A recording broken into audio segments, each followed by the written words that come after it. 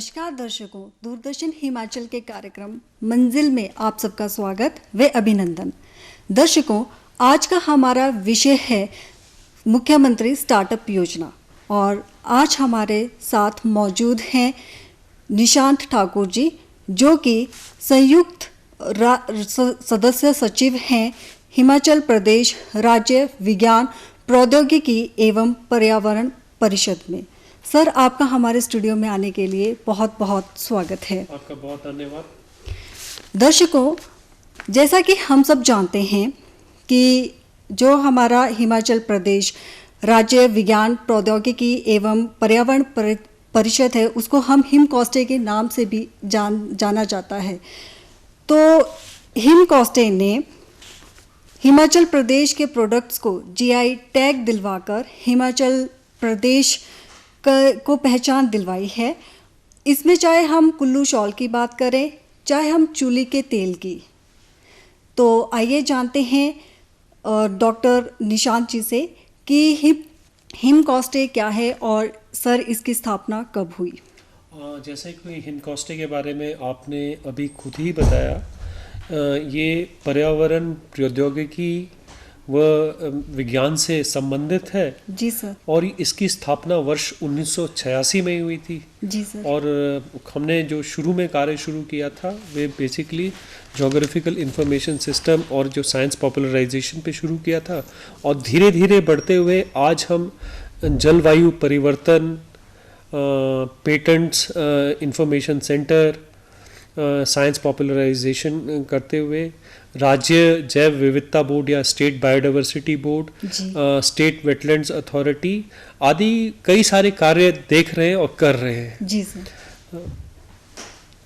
और जैसे कि आपने अभी शुरू में बताया भी कि हमने पेटेंट्स भी फाइल करवाए हैं कुछ 7 चीज़ों के। हमारे पास एक पेटेंट्स इंफॉर्मेशन सेंटर है हिमकॉस्टे में, जो राज्य में जितने भी उत्पाद या प्रक्रियाएं हैं उनका पेटेंट करने में पूरा मदद करती। अभी तक हमने 7 कर दिए हैं और 5 लगभग प्रक्रिया में है। जी सर। सर, हिमकॉस्टे के क्या क्या उद्देश्य हैं?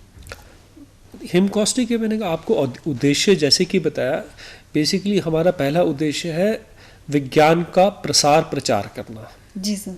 दूसरा है पर्यावरण विषय पे कार्य करना। जी सर। वो हम किस प्रकार से करते हैं, जैसे विभिन्न शैक्षणिक संस्थाओं में जाते हैं, उनको मार्गदर्शन देते हैं, उनको मटेरियल देते हैं।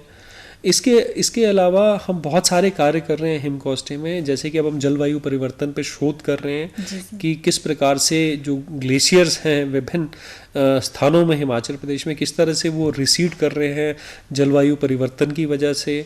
और मैंने जैसे बताया कि राज्य जैव विविधता बोर्ड स्थापित है जैव विविधता अधिनियम 2002 के अंतर्गत। तो इसमें भी हमने अच्छा कार्य किया और मैं आपको बड़ा हर्ष से बताना चाहूँगा, हमने इस वर्ष पूरे के पूरे 3371 बायोडाइवर्सिटी मैनेजमेंट काउंसिल वो बनाए हुए हैं, BMCs बनाए हुए हैं, और हम PBR का काम भी कर ले। PBR बेसिकली है पीपल्स बायोडाइवर्सिटी रजिस्टर, या हिंदी में कहूँ जैव विविधता रजिस्टर, जिसमें जितनी भी जैव विविधता हिमाचल प्रदेश में, चाहे वे ग्रामीण निकाय हैं, चाहे वे शहरी निकाय हैं, हम सभी को उसको हमने मतलब एक बुकलेट तैयार कर दी है जिसमें सारी डिटेल्स होंगी इसी। तो इस प्रकार से हम कई सारे कार्य कर रहे हैं, जैसे कि हमारे नाम से इसे विदित होगा, प्रौद्योगिकी में, पर्यावरण में और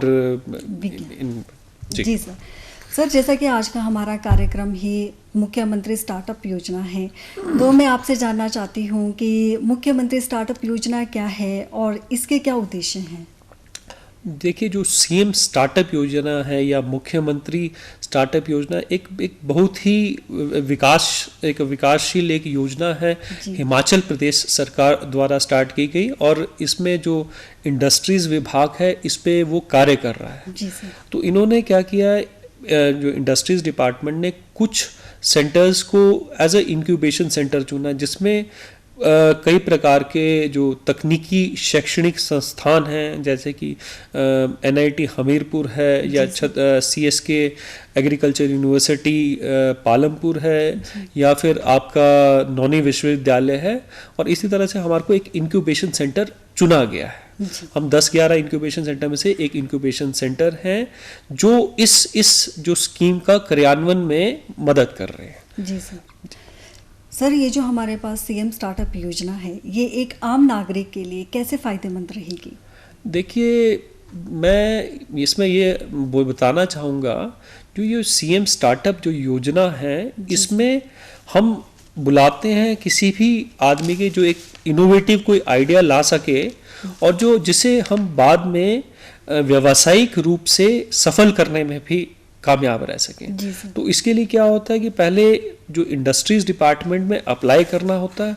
अगर जब उद्योग विभाग को ये लगता है कि ठीक है, अच्छी एक योजना है, तो वो हमारे 4 चुनिंदा क्षेत्र हमें दिए गए हैं हिमकॉस्टे को, जिसमें रूरल टेक्नोलॉजी है, क्लाइमेट जलवायु परिवर्तन या क्लाइमेट चेंज है, बायोडाइवर्सिटी है, और तीसरा अपना GIS है।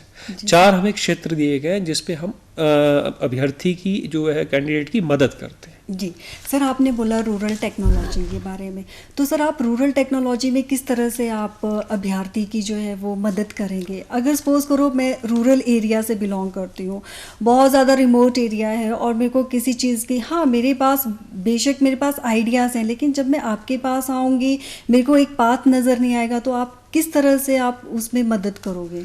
आपने बहुत ही अच्छा प्रश्न पूछा है, क्योंकि अभी भी हमारे लगभग 90% लोग हैं हिमाचल प्रदेश में ग्रामीण परिवेश में रहते हैं। जी सर, मैं थोड़ा सा आपको बताना चाहूँगा हम रूरल टेक्नोलॉजी से क्या मतलब चाह रहे हैं।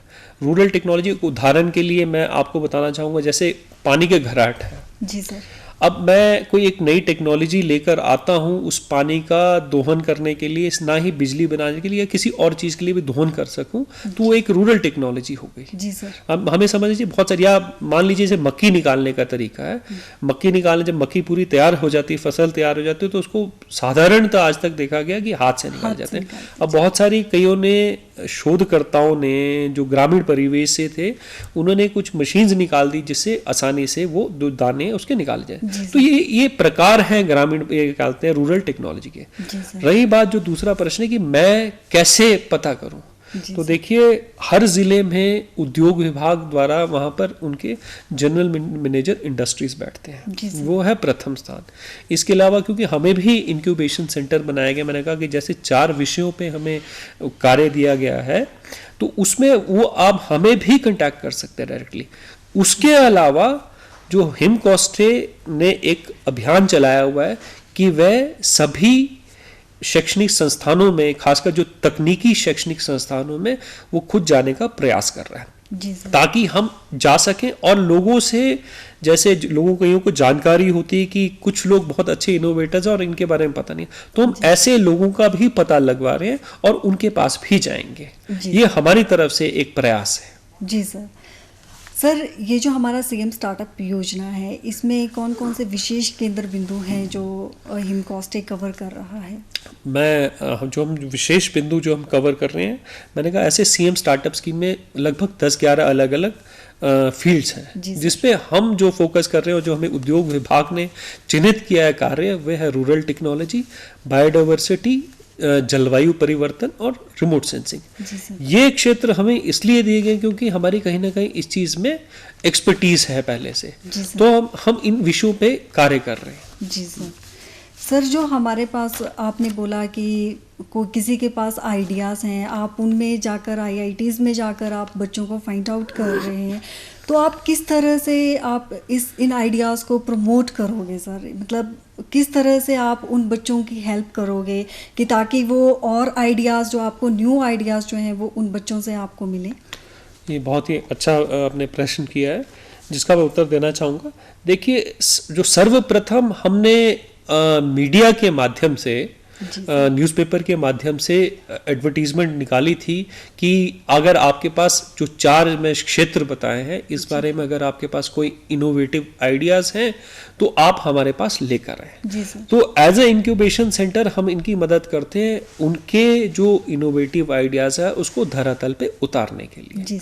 तो जैसे ही हमें उद्योग विभाग से, क्योंकि इसमें पहली प्रक्रिया है कि जो अभ्यर्थी है, मैं अभ्यर्थी इसलिए कहूँगा जो एप्लीकेंट है, अभ्यर्थी है पहले इंडस्ट्रीज डिपार्टमेंट की वेबसाइट पे रजिस्टर करेगा, इंडस्ट्री डिपार्टमेंट को कांटेक्ट करेगा। उसके बाद उनकी एक इंडोर कमेटी होती है जो इसको चाहती है कि करने लायक है, फिर वो आइडिया हमें दे दिया जाता है। फिर हमारी कमेटी इसको चेक करती है, हमारी एक इंटरनल कमेटी होती है, क्या ये व्यावसायिक रूप से कामयाब हो सकता है, नहीं हो सकता। अगर हमें लगता है हमारी इंटरनल कमेटी को कि ये कमर्शियली रूप से या व्यावसायिक रूप से कामयाब हो सकता है तो हम उसको एज अ इंक्यूबेटी रजिस्टर कर देते हैं। जी सर। और इसमें इंक्यूबेटी रजिस्टर करने के बाद हम 1 वर्ष तक प्रति माह 25,000 रुपए देते हैं, प्रोत्साहन राशि जिसे कहते हैं 25,000 रुपए प्रति माह। मैं इसमें एक चीज और भी जोड़ना चाहूंगा, ये जो स्कीम, इसमें जो एजुकेशन क्वालिफिकेशन की पात्रता है, इसमें किसी प्रकार से किसी भी न्यूनतम शैक्षणिक योग्यता नहीं है। क्योंकि मैं बार बार यहाँ सभी दर्शकों को कहना चाहूँगा, हमारा यहाँ आइडिया है कोई इनोवेटिव आइडिया लेकर आया है। मैंने आपको 2 उदाहरण के तौर पे दिए, क्योंकि और बताऊंगा तो फिर वो इनोवेटिव नहीं रहेंगे।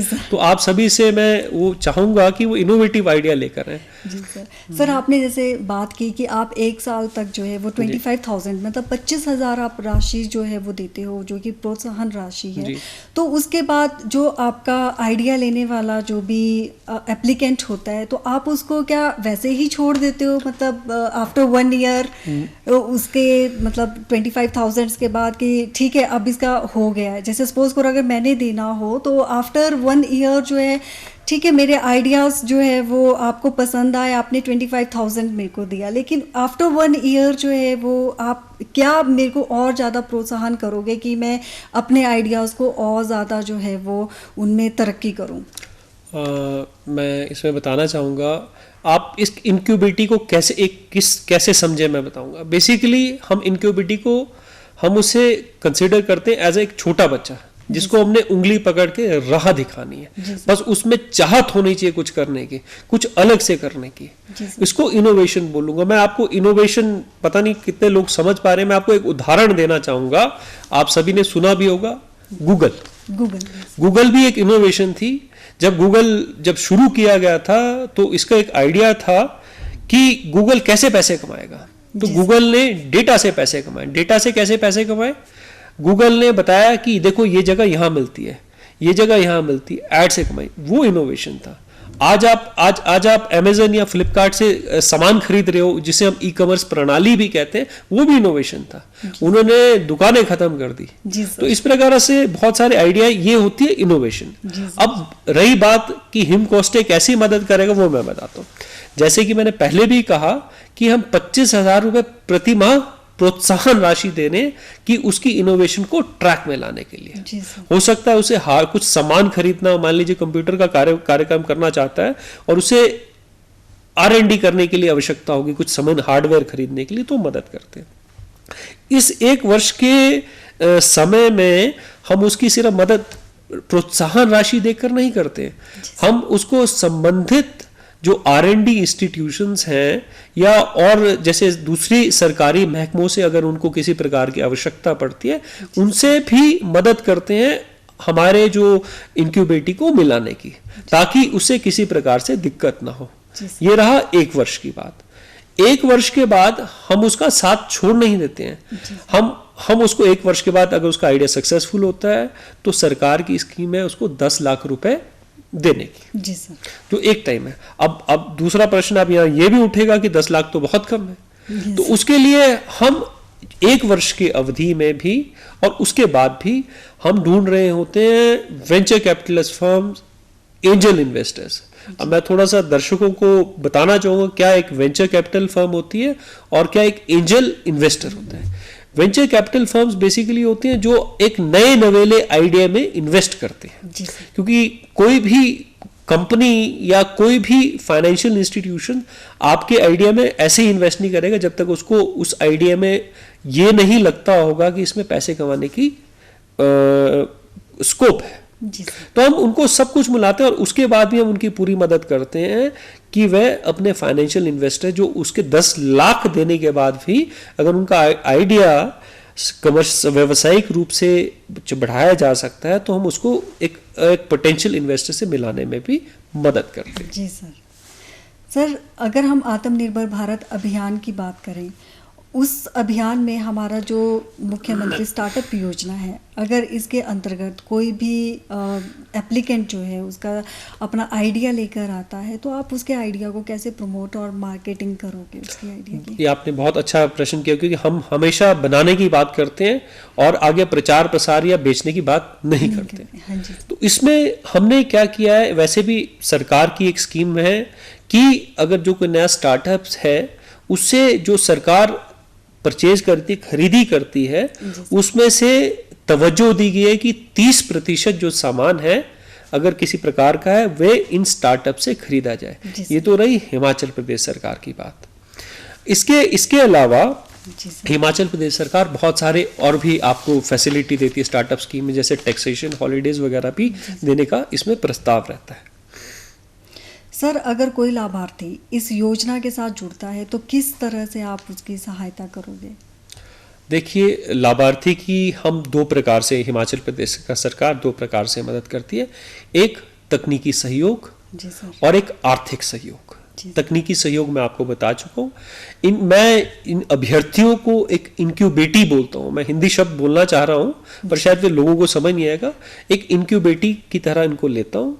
इनको मैं तकनीकी जो मतलब, क्योंकि हम जो 4 फील्ड मैंने जो बताई हैं इस चीज़ में हमारी एक्सपर्टीज़ है हिमकॉस्टे की, तो हम इनको तकनीकी सहयोग देते हैं। मान लीजिए कोई जलवायु परिवर्तन पर कोई अपना कोई प्रोजेक्ट लेकर आता है और जो मैंने कहा, बार बार कह रहा हूँ, व्यावसायिक रूप से सक्षम मतलब सफल होने की सक्षमता रखता है, हम उसी को तवज्जो देते हैं। तो हम उनकी मदद करते हैं तकनीकी रूप से। तकनीकी रूप हो गए एक इंटरनली जो हिमकॉस्टे करता जो है, और हो सकता है कई बार ज़रूरत हो कि उसको आइडिया को कहीं रजिस्टर करने की आवश्यकता हो, तो हो सकता है मेरे को संबंधित विभाग है तो हम संबंधित विभाग से भी संपर्क करते हैं। और बहुत ही अच्छा आइडिया हो और पेटेंट कराने लायक आइडिया हो तो मैं बता दूं, Himachal Pradesh patent information centre हिमकॉस्टे के अंडर ही काम करता है। जी सर। तो हम उसकी बहुत ज़्यादा मदद कर सकते हैं। हिमकॉस्टे बहुत ज़्यादा मदद कर सकता है उनकी पेटेंट फाइलिंग में, जो कि एक अलग से पहचान देता है एक क्षेत्र को। जी सर। एक इसको, और दूसरी चीज आपने कहा ज्योग्राफिकल इंडिकेशन। हमारे पास वैसे ही जो ज्योग्राफी जो, या इसको हिंदी में कहते हैं भौगोलिक सांकेतिक, है ना, ज्योग्राफिकल इंडिकेशन, इस पर भी हमने काफी काम करा हुआ है। तो अगर किसी को जीआई भी करना है तो ये भी हमारे पास राइट अथॉरिटी है। दूसरी पोर्शन ये हो गया हमारा जो तकनीकी सहयोग हमने कैसे करना, एक आंतरिक और एक बाहर से। हो सकता है कहीं को रिसर्च एंड डेवलपमेंट वर्क की भी आवश्यकता पड़े, तो हमारे पास जो हिमकॉस्टे में बहुत ज़्यादा शायद किसी चीज़ की सक्षमता ना हो, तो मान लीजिए कोई जो तकनीकी शैक्षणिक संस्थान है तो हम उनसे उनका कोलैबोरेशन भी करवा देते हैं। हमारे एमओयूज वगैरह हैं कुछ तकनीकी शैक्षणिक संस्थाओं से विभिन्न कार्यों के लिए, तो इसमें हम उनको मदद भी करवा देते हैं। अब रही दूसरी बात है वित्तीय सहायता। वित्तीय सहायता मैंने जैसे बता दिया आपको, 25,000 रुपये प्रति माह प्रोत्साहन राशि और उसके बाद 10 लाख रुपए। वह उसके बाद जो पोटेंशियल इन्वेस्टर्स हैं, पोटेंशियल फाइनेंशियल इन्वेस्टर्स हैं, जैसे कि मैंने आपको वेंचर कैपिटल फर्म्स बताया, वह एंजल इन्वेस्टर्स बनाए, तो इनसे मिलाने का भी कार्य करते हैं ताकि उनका आइडिया चलता रहे और चलता जाए। क्योंकि हमारा फोकस सिर्फ उसको एक कार्य देना नहीं है, हम चाहते हैं वो एक अच्छे से उद्योग बनाए, एक नया सा कार्य करे जिससे उसे खुद तो आय हो ही हो, वो दूसरों को भी लाभान्वित कर सके, और लाभान्वित कैसे कर सके, उन्हें भी एम्प्लॉयमेंट दे सके। तो बेसिकली हम कहेंगे cascading effect, he gets employed और वो आगे भी एम्प्लॉयमेंट दे पाए। सर, तो आपने जैसे इंडस्ट्रीज़ की बात की, तो क्या इसमें हमारे पास small scale and cottage industries भी ये कवर करता है? देखिए जो मैंडेट है इंडस्ट्रीज का, ये है उद्योग विभाग का। जी सर। मुझे कोई भी इसमें कोई इनोवेटिव आइडिया आता है तो ये भी कवर होंगे।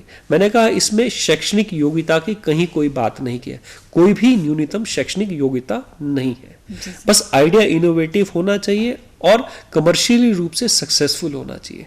तो इसमें इंडिविजुअल भी आ सकता है, ग्रुप्स भी आ सकते हैं और कॉटेज इंडस्ट्रीज भी आ सकते हैं, बशर्ते आइडिया इनोवेटिव होना चाहिए। जी सर। सर, अगर किसी ने अपने आइडियाज़ को रजिस्टर्स करवाना है तो उसको क्या क्या फॉर्मेलिटीज़ करनी पड़ेगी? हाँ, ये बहुत अच्छा प्रश्न है। ये सर्वप्रथम उसको उद्योग विभाग से कांटेक्ट करना पड़ेगा। जी सर। उनकी वेबसाइट पे रजिस्टर करना पड़ेगा। जी सर। अगर अन्यथा क्योंकि अगर वो 4 जो क्षेत्र हिमकोष्टे को दिए गए हैं वो हमें भी कांटेक्ट कर सकता है और फिर हम उनकी पूरी मदद करेंगे। हमारे हमने दिए हुए दूरभाष नंबर दिए हुए, उस पर कांटेक्ट करके हमें कांटेक्ट कर सकता है। उसके बाद हम उनकी पूरी मदद करेंगे इंडस्ट्री डिपार्टमेंट में उनका आइडिया ले जाने के लिए। तदोपरांत जब वहां से ठीक हो जाता है तो हम उसको आइडिया अपने पास ले लेते हैं। जी सर।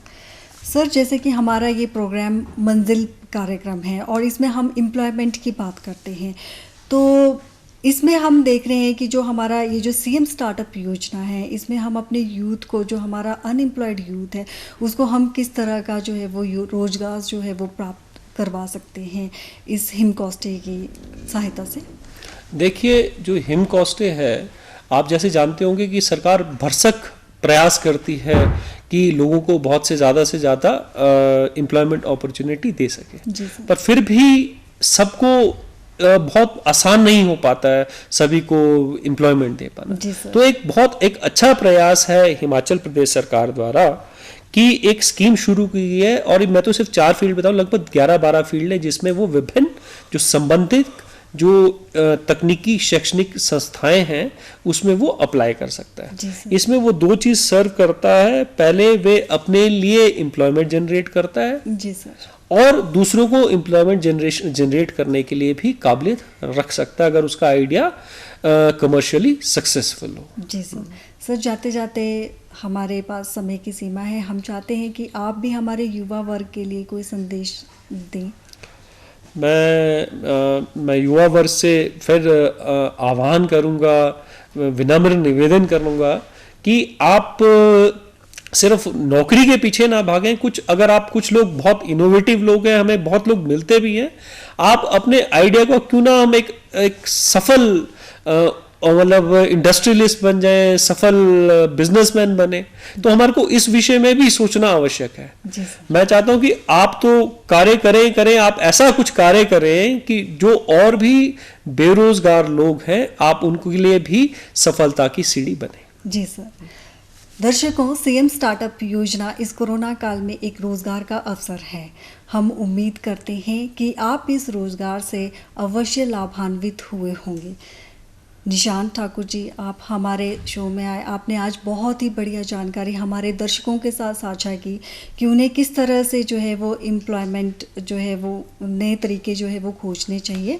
आपका बहुत बहुत धन्यवाद। दर्शकों, ये था हमारा आज का कार्यक्रम। अगले अंक में फिर आपसे मुलाकात होगी एक नए विषय के साथ। तब तक के लिए दूरदर्शन हिमाचल की पूरी टीम को इजाज़त दीजिए। धन्यवाद।